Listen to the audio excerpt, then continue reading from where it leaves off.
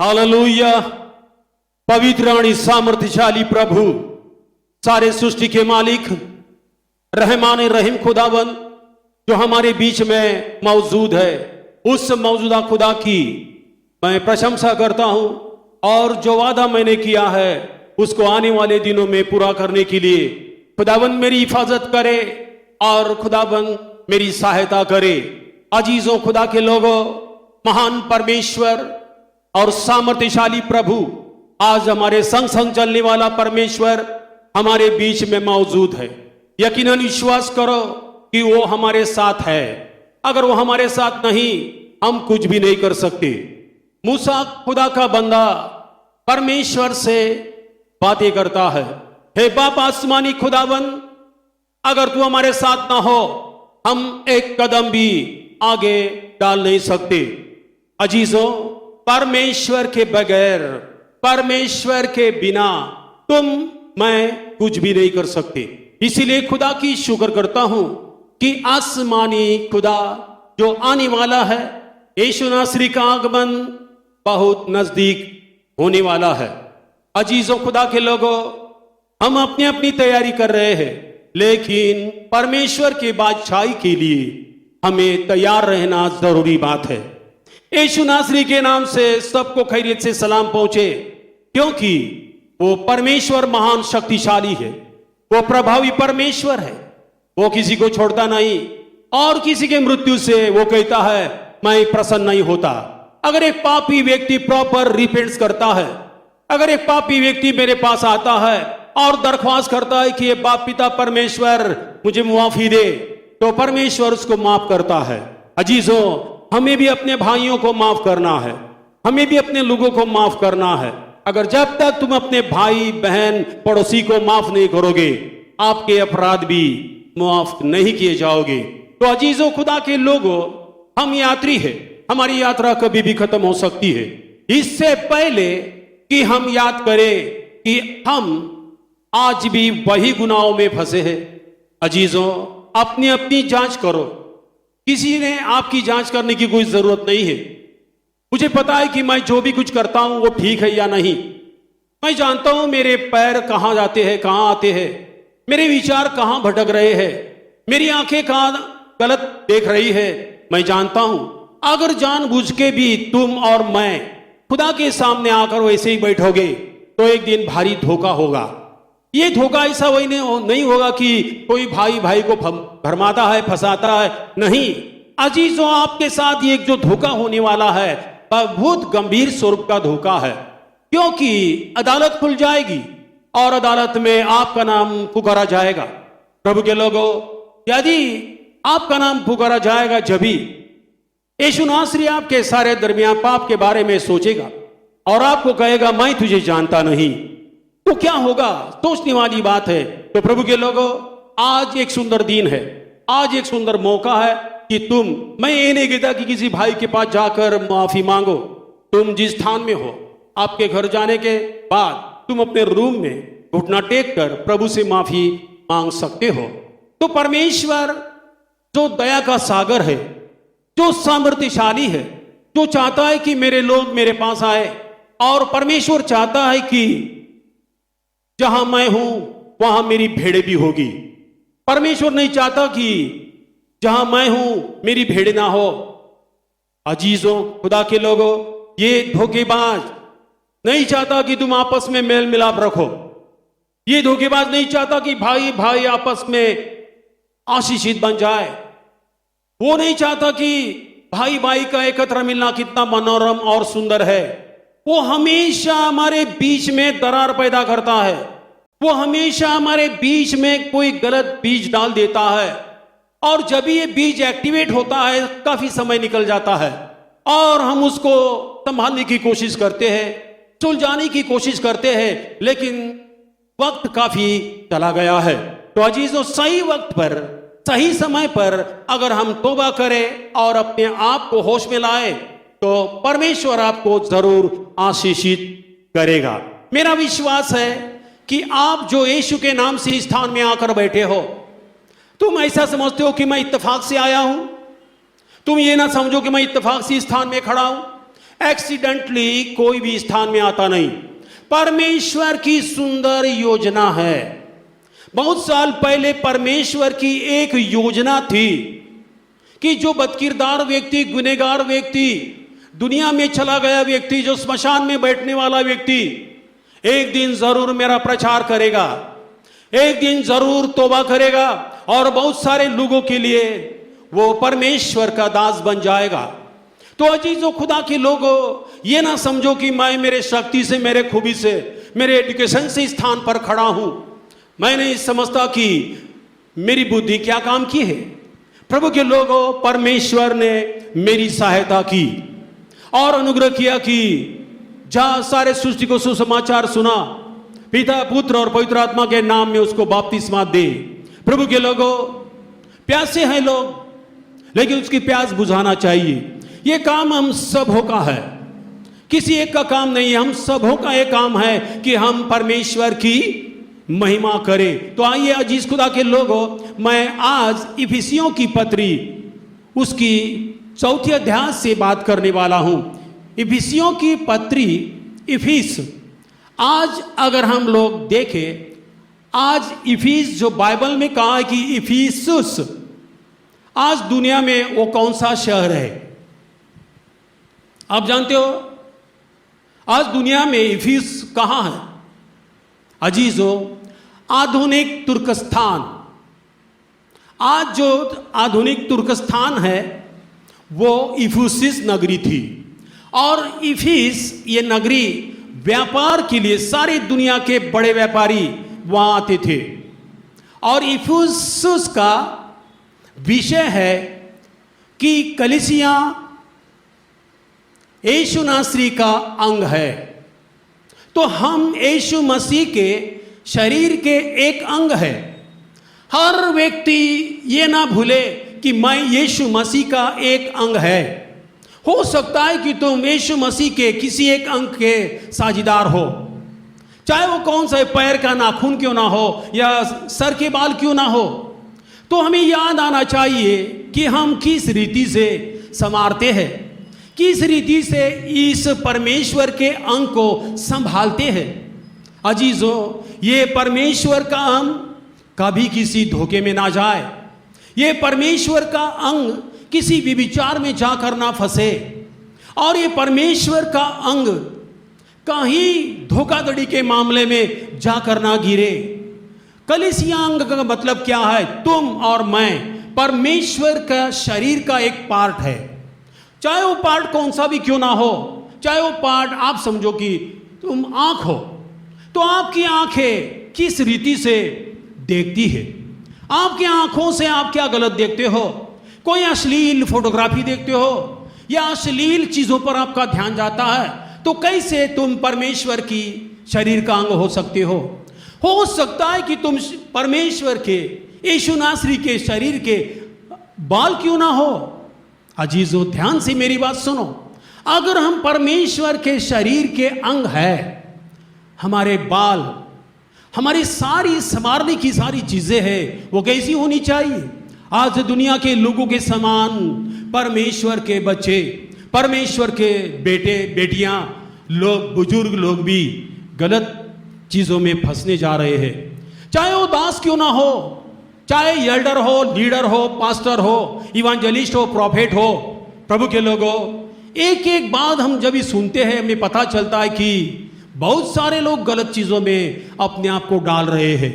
तो परमेश्वर का शरीर का अंग हम कैसे इस स्थान में ले आते हैं? हम कैसे परमेश्वर के अंगों को स्वच्छ रखते हैं, शुद्ध परिशुद्ध रखने की कोशिश करते हैं? अजीजों, ध्यान रखें कि परमेश्वर का अंग, परमेश्वर के शरीर का अंग तुम जुबान भी हो। कैसे तुम जुबान से किसी को श्राप देते हो? कैसे तुम जुबान से किसी की बदनामी करते हो? हम नहीं कर सकते। तो परमेश्वर के दास रसूल पौलुस ने ये इफिसुस की पत्री का विषय जो है वो लिखा है कि कलीसिया यीशु मसीह के शरीर का एक अंग है। तो प्रभु के लोगों, एक अंग जो है, परमेश्वर का अंग, परमेश्वर के शरीर का एक पार्ट, एक एक बन के ये पूरा शरीर बन जाता है। अजीजों, परमेश्वर के लोगों, ये पैर रख, एक पैर बोले मैं आगे नहीं बढ़ूंगा तो नहीं चल सकते। ये हाथ बोलेगा मैं तुझे हेल्प नहीं करूंगा, नहीं कर सकते। कान कहेगा मैं नहीं सुनूंगा। अजीजों, ये सारा शरीर, परमेश्वर के दास ने शरीर की तुलना क्यों की है कि हम सारे के सारे मिलकर एक भव्य मंदिर बनते जा रहे हैं। अजीजों, ये भव्य मंदिर को शैतान अपनी आंखों से देख नहीं सकता। परमेश्वर के लोगों को एक साथ बैठे हुए वो देख नहीं सकता। वो हमेशा चाहता है कि भाई भाई के बीच में दरार पैदा हो। वो चाहता है कि भाई भाई के बीच में एक दूसरों के खिलाफ झगड़े रगड़े ही होते रहे। अजीजों, कलीसिया सिर्फ एक संगठन नहीं है, संगठन नहीं है। कलीसिया ये परमेश्वर का एक विशेष अंग है। तो मुझे किस रीति से इस शरीर के अंग को संभालना है, शुद्ध रखना है। मेरे बोली से, मेरे देखने से, मेरे चलने से, मेरे उठने से ये सारी बातें बन जाती है, गलत काम बन जाता है। तो मुझे जांच करनी है कि मेरा शरीर कहीं परमेश्वर के खिलाफ जा रहा है, मैं दिशाहीन जा रहा हूं। अजीज खुदा के लोगों, मैं रोज दुआ करता हूं, हे प्रभु तेरे जवान बेटियां दिशाहीन जाने ना दे। तेरे बुजुर्गों के बीच में भी तू कार्यशील हो, तेरे लोगों के बीच में भी तू आशीष हो, तेरे जवान यूथ भी आशीषित हो जाए, ताकि आने वाले दिनों में परमेश्वर के लोगों के बीच में यूनिटी। अजीज खुदा के लोगों, अगर परमेश्वर के भवन में एकता नहीं है, unity in church, very important thing. परमेश्वर के लोगों, अगर हमारे बीच में एकता नहीं है, कोई फायदा नहीं है। चाहे मैं कितना भी प्रचार करूं, चाहे मैं यहां से कितना भी रोऊं, कितनी भी फास्टिंग करूं, कितने भी हर सारी चीजों का आयोजन करूं, लेकिन मुझ में यूनिटी का एक भाग नहीं है। सिर्फ एक संगठन रहेगी। संगठन किस काम की है? संगठन झंडा हाथ में लेकर संघर्ष करने वाली बात होती है। यूनिटी में परमेश्वर के लोगों एक ताकत है। अगर हमारे बीच में यूनिटी है, कौन है कि वो आकर परमेश्वर के कलीसिया को दर्द दे, प्रॉब्लम, मुसीबत में डाल दे? कोई हिम्मत नहीं किसी की कि वो आकर भाई भाई के बीच में दरार पैदा करे। लेकिन यूनिटी ना होने के कारण वो लंबे से देखता है कि आज इन लोगों के बीच में दरार पैदा हो गई है, भाई भाई के बीच में कुछ झगड़े रगड़े पैदा हो रहे हैं। प्रभु के लोगों, शांत रहो। जब तक कि मैं आपसे निवेदन करता हूं कि हमारे बीच में वो यूनिटी नहीं जो शागिर्दों के बीच में थी। हाँ, उसके बीच में भी कोई तनाव भी थे, ऐसा नहीं करके पौलुस, बरनबा और इन सारे लोगों के बीच में भी कुछ प्रॉब्लम थे। लेकिन इसका मतलब ये नहीं कि हम इसी तनाव में रहे। तो अजीजों, इसका सवाल यह है कि ये इफिसियंस की पत्री का सब्जेक्ट है, कलीसिया परमेश्वर का शरीर का एक अंग है। ईस्वी 60 में लिखी गई ये किताब है, पौलुस के द्वारा लिखी गई है। और आपको पता है कि ये इफिसियंस को इतना अहंकार और घमंड था। किसके बारे में? अर्तमी देवी के बारे में। अर्तमी देवी, वो लोगों का कहना है कि सारी दुनिया हमारी अर्तमी देवी की पूजा अर्चना करते हैं। कौन कहता है? अजी, तो कौन कहता है? ये उसका मानना था। और इसी के कारण पौलुस और सिलास को बंदी गृह में डाल दिया। लेकिन दारोगा का उद्धार हुआ। किसी चीज में बाइबल कहती है जो क्लेश मुझ पर आए, इससे परमेश्वर के सुसमाचार की उन्नति हो गई। और मैं परमेश्वर के अनुग्रह को सीखा और परमेश्वर से मैंने कुछ पाया कि हमें और आगे क्या करना चाहिए। तो प्रभु के लोगों, कलीसिया एक संगठन नहीं है और संगठन का नाम भी मत ले लो। हम सारे के सारे परमेश्वर के शरीर का अंग है। तो चाहे आपका अंग कौन सा भी हो, आप सिलेक्ट करो उसको कि मैं शरीर का ये अंग हूं। तो उस अंग के बारे में तुम अनजान ना रहो। परमेश्वर की प्रशंसा करो कि प्रभु हमारे साथ है, प्रभु हमारे संग संग चलने वाला परमेश्वर है। तो आइए हम देखते हैं कि बुक ऑफ एफिसियंस चैप्टर 4 पहले से पढ़िए।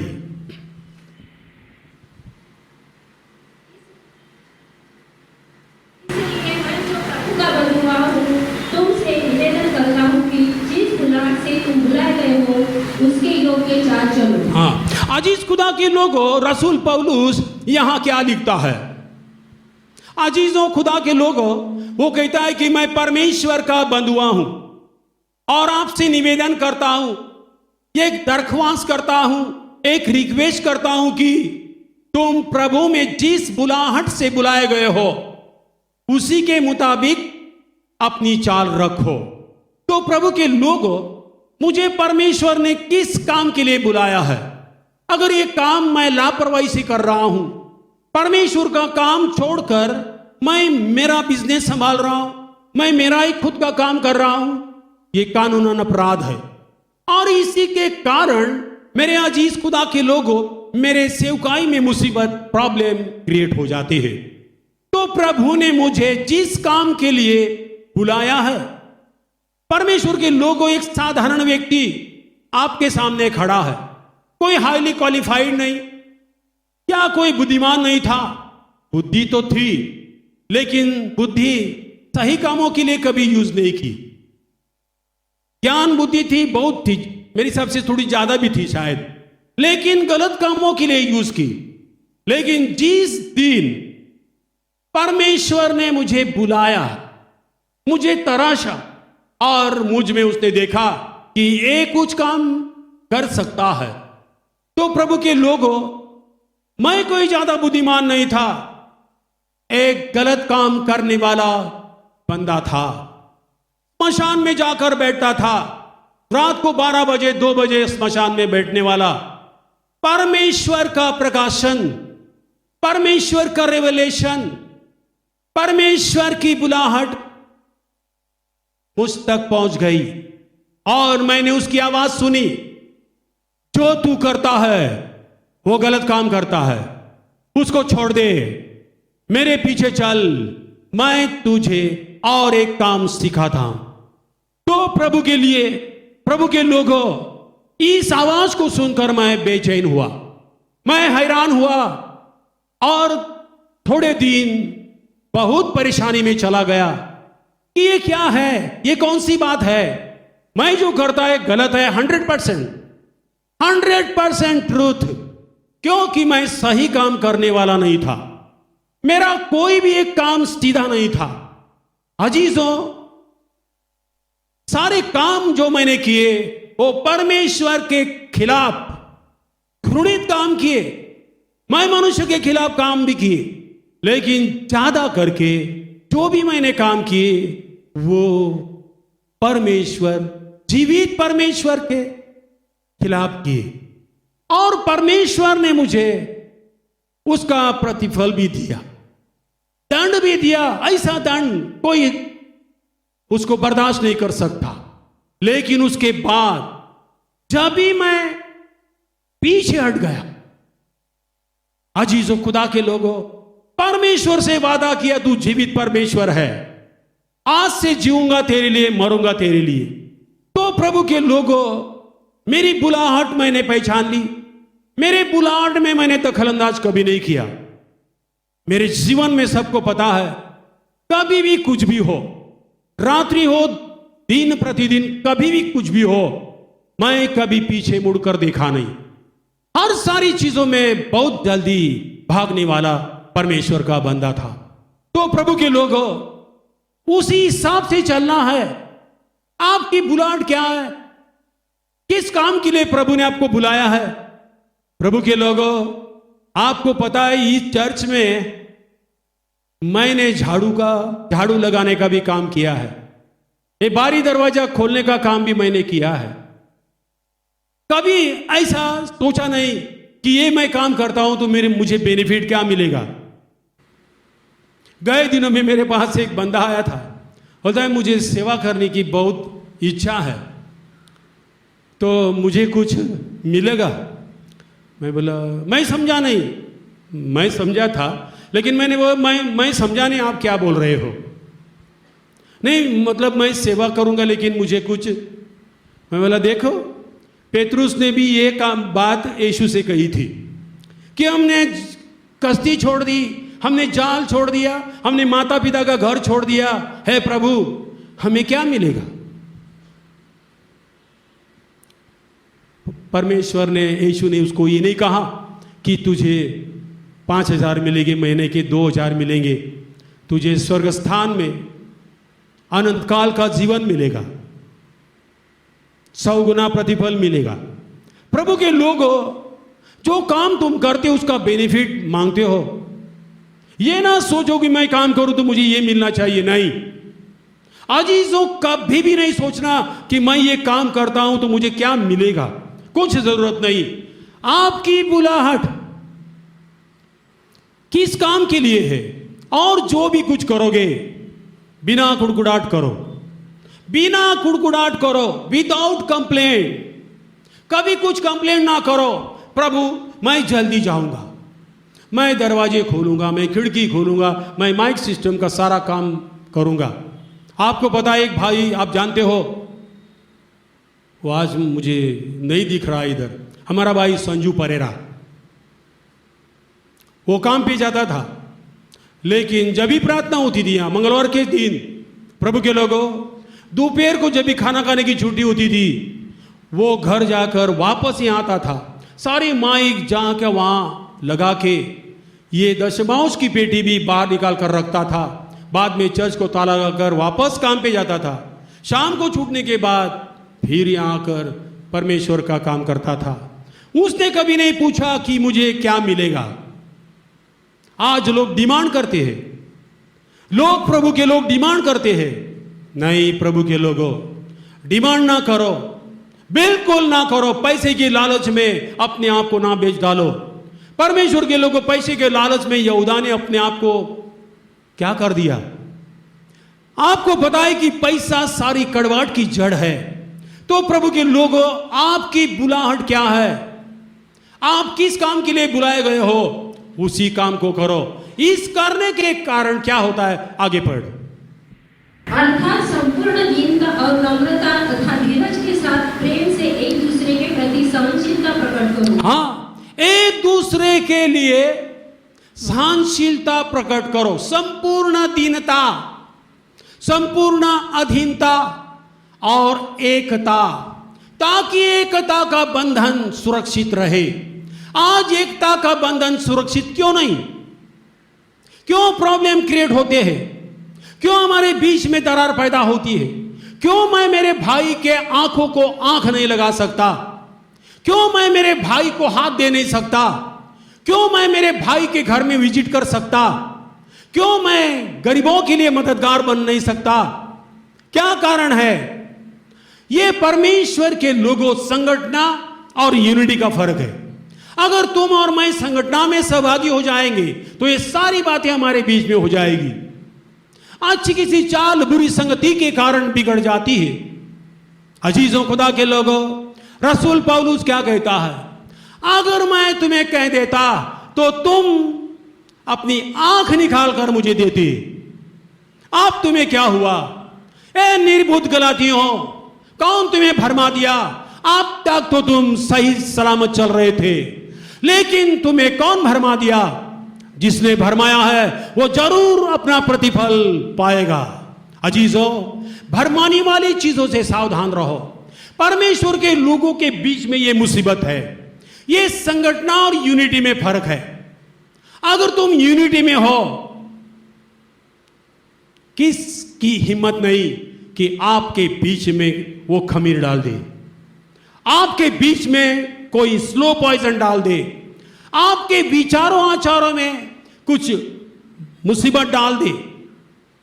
जहां यूनिटी है वहां शैतान कांपता है। वो समझता है, दूर से देखता है, उसका फोकस हमारे ऊपर लगा रहता है और वो जानता है कि ये लोगों के बीच में थोड़ी सी गड़बड़ी है। तो प्रभु के लोगों, बुक ऑफ रेवल्यूशन चैप्टर 2 में रसूल यूहन्ना क्या कहता है? तू कहां से गिरा, याद कर।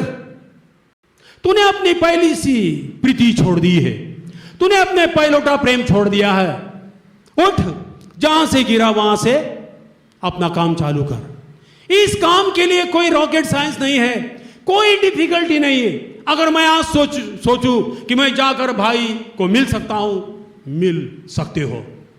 अगर तुम्हारा दिल तुम और कठोर करोगे तो और मुसीबत संगठना बढ़ जाएगी। प्रभु के लोगों, हमें संगठना में रहना नहीं है, हमें यूनिटी में रहना है। अगर तुम, मैं, हम सब लोग यूनिटी में रहेंगे तो मेरा विश्वास है कि परमेश्वर का भवन और भी बढ़ेगा। और मैं आप सबके लिए निवेदन करता हूं, हाथ जोड़कर निवेदन करता हूं कि जब तक हम सारे के सारे यूनिटी में ना आए तब तक हम आगे नहीं बढ़ सकते, आगे बढ़ नहीं सकते, ना कुछ कर सकते हैं। हां, आने वाले दिनों में आप सबको पता है कि जो जगह परमेश्वर के चर्च ने ली है एक अच्छे काम के लिए, वहां ईंट लोहा डाला है। ईंट और लोहा से बिल्डिंग बनेगी, यूनिटी नहीं बनेगी। ईंट और लोहा से बिल्डिंग बन सकती है। बाइबल कहता है, यीशु कहता है कि मैं हाथ से बनाए हुए मंदिर में नहीं रहता।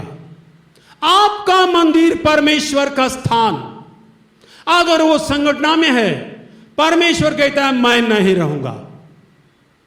बुक ऑफ आइज़ाया चैप्टर 1 उसकी 13वीं पद को देखते हैं, पढ़ो मत।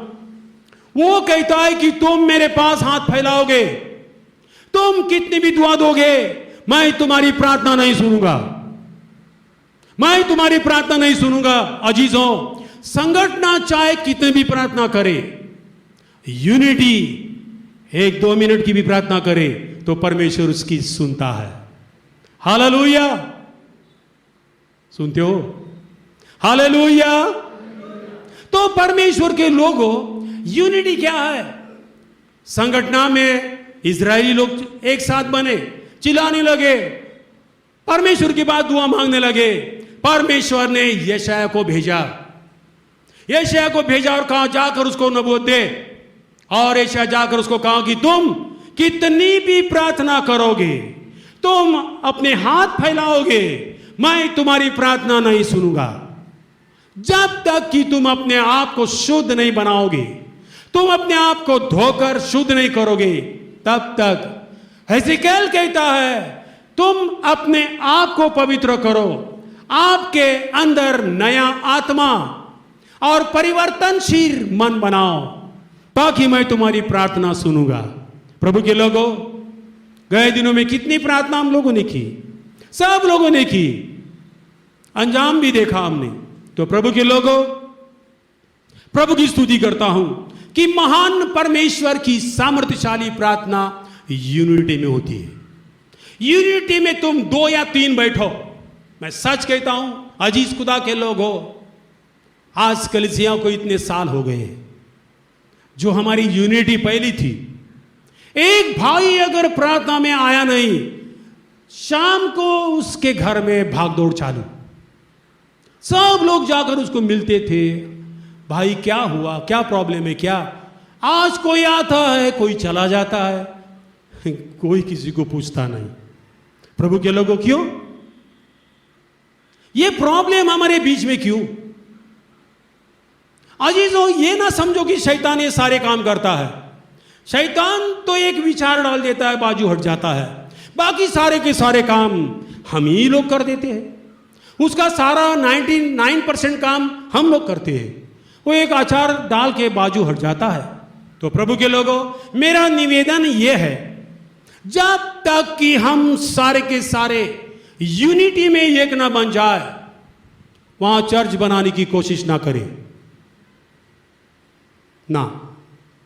मैं सच कहता हूं, मत करो, चाहे और थोड़े दिन निकल जाए, हरकत नहीं। जब तक कि हम एक बोली के, एक प्रभु के, एक विश्वास के, एक बपतिस्मा के, एक आत्मा के नहीं बनते, तब तक आगे ना बढ़ो। बढ़ सकते हो, मैंने मेरा काम आपसे सब दिल से बताया है, इसको तोड़कर तुम आगे बढ़ सकते हो।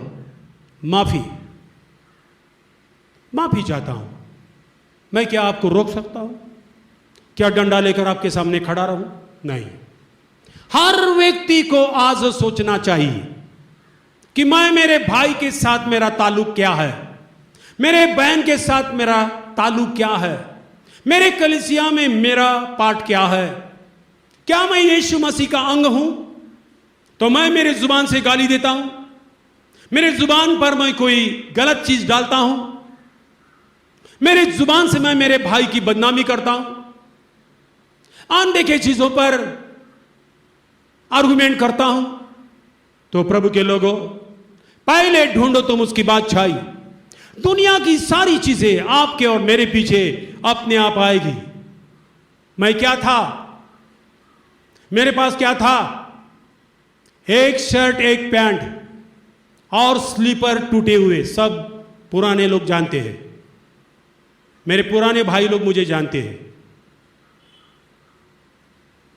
अनुग्रह ज्यादा होने के कारण बाइबल क्या कहती है?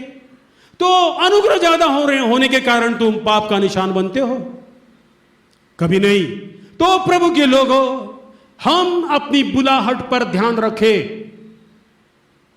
मेरा बुलाहट क्या है? मेरी बुलाहट कैसी है और परमेश्वर ने मुझे किस रीति से बुलाया है? 1 कोरिन्थियन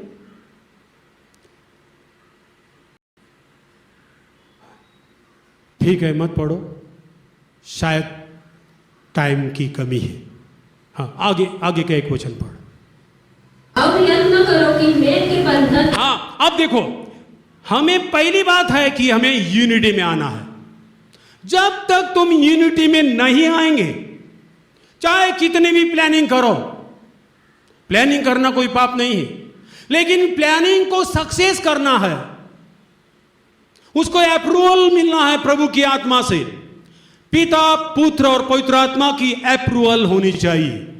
मेरे पास धन दौलत, शान शौकत, बंगला गाड़ी, इसलिए मैं दौड़ता हूं, कोई काम नहीं होगा, कोई काम नहीं होगा। प्रभु के लोगों, परमेश्वर के लोगों, अगर तुम और मैं यूनिटी में हूं, दोनों एक बन के नहीं बनते, रास्ता क्रमण नहीं कर सकते, आधी रास्ते में झगड़ा रगड़ा हो जाएगा, हमसे बड़ी बड़ी भूल हो सकती है। तो परमेश्वर का वचन क्या कहता है? दो मन एक बनकर आगे नहीं बढ़ेंगे तो काम नहीं बनेगा। तो यूनिटी नहीं, संगठना से काम नहीं बनता। अजीजों, हम दुनिया की संगठना को देखते हैं। आज संगठना क्या कर रही है? प्रभु के लोगों के लिए कितने तकलीफ दे रही है, लोगों को सता रही है, भारी तनाव से लोग प्रार्थना कर रहे हैं, तुम और मैं सुरक्षित है इस स्थान में, लेकिन ऐसे स्थान में मारपीट चालू है। तो इसीलिए एकता का बंधन सुरक्षित रहना चाहिए। अगर बाहर से 2-4 आदमी आकर यहां मारपीट करे तो क्या तुम देखते रहोगे? मेरे भाई को मेरे सामने मार रहे हो, तुम देखते रहोगे? नहीं। तो प्रभु के लोगों, एकता का बंधन टूट गया है। मैं माफी चाहता हूं, आप बोलेंगे कैसे टूटा है? आप उसकी खोजबीन कर सकते हो। एकता का बंधन आज हमारे बीच में नहीं है, लेकिन रसूल कहता है कि तुम एकता का बंधन सुरक्षित रहने के लिए मेरा काम क्या है?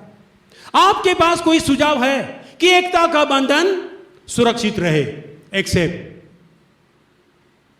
एक्सेप्ट किया जाएगा। लेकिन आप एकता के बंधन में और भी गड़बड़, और भी मुसीबत, और भी गलत एडवाइस दोगे, मुसीबत पैदा हो जाएगी।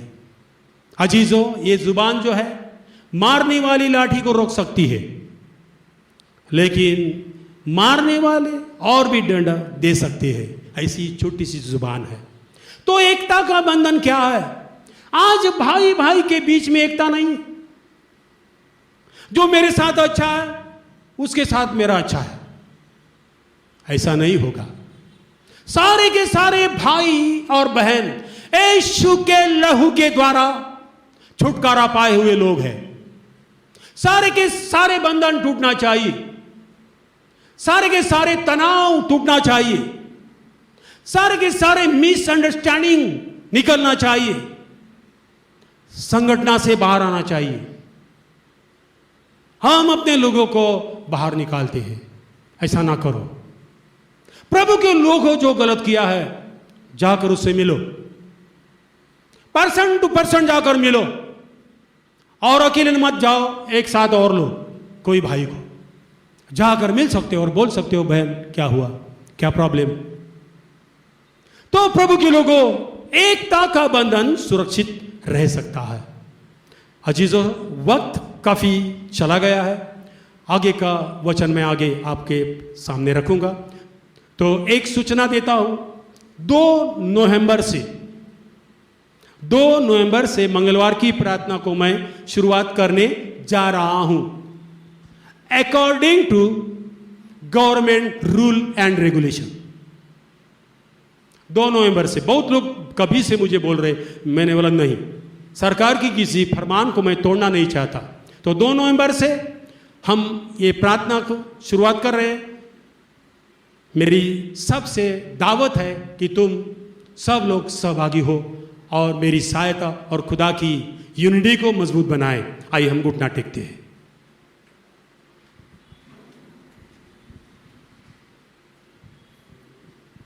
है मेरे मालिक सामर्थ्यशाली प्रभु, सारे सृष्टि के रहमाने रहम खुदावन, आज तूने मुझे इस स्थान में खड़ा किया है। आशा नहीं थी कि मैं इस स्थान में खड़ा रहूं और तुझसे बातें करूं, लोगों से बातें करूं। आज एक सुंदर कलाम तूने मेरे जुबान में डाल दिया, मेरे मन में डाल दिया, और जो यूनिटी में जाना चाहिए, यूनिटी के लिए तय अपमान बर्दाश्त करे, वो धन्य है। बाइबल क्या कहती है? धन्य है जो समेट करता है, वो परमेश्वर को देखेगा।